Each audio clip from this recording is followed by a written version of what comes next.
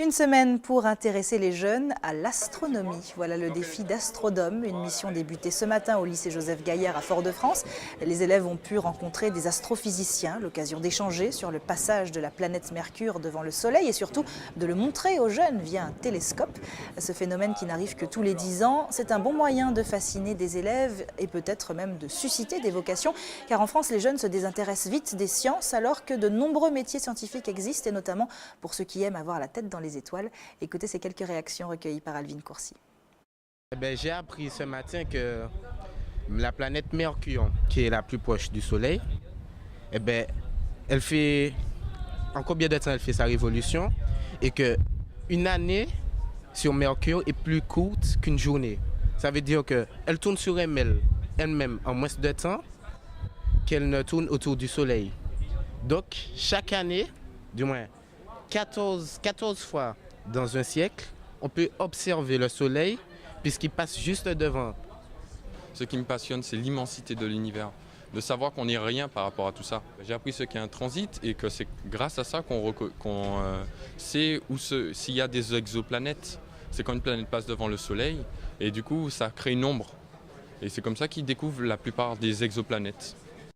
Et pour leur mettre des étoiles plein la tête, c'est une équipe de choc qui est venue à leur rencontre. Des astrophysiciens travaillant à l'Observatoire du Midi-Pyrénées à Toulouse, à l'Institut suédois qui étudie l'espace, à l'association MenScience qui diffuse les connaissances auprès des jeunes et à l'Université de Londres en Angleterre. C'est d'ailleurs de là que vient notre invité, Nicolas Laporte. Bonsoir. Bonsoir. Merci beaucoup d'être avec nous. Alors, vous êtes 7 astronomes et astrophysiciens au total venus bénévolement pour partager votre savoir avec les jeunes martiniquais. Pourquoi les jeunes martiniquais précisément? Alors ça, c'est une demande qui nous a été faite par un enseignant du collège Cassien-Sainte-Claire, donc Madame Valérie Tell, qui nous a dit, voilà, il se passe quelque chose, généralement chez les collégiens, il y a un désintérêt pour les sciences. Pas seulement en Martinique d'ailleurs, c'est un phénomène qui est plus global, mais là, ils ont décidé de prendre à bras-le-corps ce problème-là. Ils nous ont dit, est-ce que vous ne pouvez pas venir en Martinique et essayer d'intéresser les enfants via l'astronomie, parce que l'astronomie, ça passionne les jeunes. Alors vous serez donc au collège Cassien-Sainte-Claire qui vous a invité pour des travaux pratiques. Qu'est-ce que vous allez leur montrer à ces élèves? On a vu déjà le coup de la planète qui passe devant le Soleil. Alors avec ça, c'était uniquement aujourd'hui. Oui. Et demain, on va essayer de leur montrer, de former des aurores boréales dans les salles de classe. Ça, c'est Lauriane Palin, donc de Suède, qui est venue avec cette manip-là, qui a été montée aussi par le collège Cassia-Sainte-Claire. On va leur projeter des étoiles dans un planétarium, donc via le planétarium de l'association MenScience. Donc ils vont pouvoir observer les étoiles en plein jour.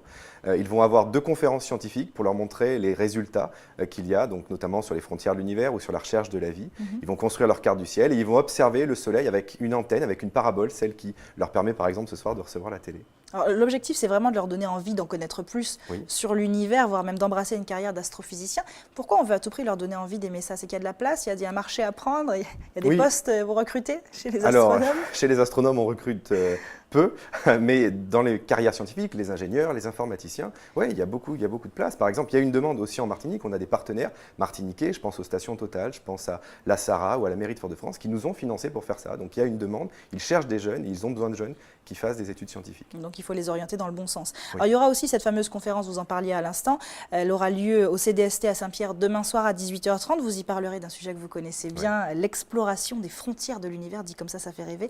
Alors il y a 2 choses. D'abord, où sont les frontières de l'univers? Et puis ensuite, est-ce qu'on arrive à voir, à aller jusque-là? Ça paraît loin quand même. Alors moi, je vais parler des frontières de l'univers observable. Voilà. C'est-à-dire qu'on va utiliser les plus grands télescopes de la planète, en l'occurrence ceux qui sont au Chili pour l'instant ou ceux qui sont à Hawaï, et on va pouvoir remonter jusqu'à 13,5 milliards d'années, puisque l'univers s'est formé il y a 13,8 milliards d'années, et avec ces grands télescopes, on remonte jusqu'à 13,5 milliards d'années. Il nous en manque pas beaucoup. Il n'en manque pas beaucoup, et on a des projets de télescopes de 40 mètres, par exemple, qui vont ouvrir en 2024. On a des projets de télescopes spatiaux qui vont nous permettre probablement de repousser encore plus loin ses limites. C'est des endroits qu'on ne peut pas encore atteindre, mais qu'on peut au moins voir, et ça permet quoi de voir ce genre de choses? Ça nous permet de comprendre comment se sont formées les toutes premières galaxies de l'univers, et ce qu'on observe en ce moment, c'est que les toutes premières galaxies, elles formaient énormément d'étoiles, et on essaye de comprendre comment on part de ces galaxies-là qui forment beaucoup d'étoiles pour arriver à la nôtre qui finalement n'en forme qu'une par an. C'est des choses qui peuvent révolutionner, enfin changer ce qu'on sait déjà comme... Mais l'astronomie, oui, certitude. La plupart des découvertes qui sont faites en astronomie, à un moment ou à un autre, elles vont bouleverser la vision qu'on avait de notre univers. La Terre est ronde, elle n'est pas plate, quoi, par exemple. La Terre est ronde, ça, absolument. Je veux dire, ça avait déjà bouleversé à l'époque les connaissances de l'époque. L'autre conférence, ce sera celle de votre confrère David Kénard sur la recherche de la vie dans l'univers. Il y en a? Ah ben, il vous donnera la réponse mercredi à la mairie de Fort-de-France. Voilà, ce sera donc dans la salle du conseil municipal de Fort-de-France, mercredi soir à 18h30. Ouais. Merci beaucoup, Nicolas Laporte, d'avoir été avec nous ce soir et de nous avoir fait rêver. Puis merci aussi pour ce que vous apportez aux jeunes du collège Cassien Sainte-Claire. Merci. Merci.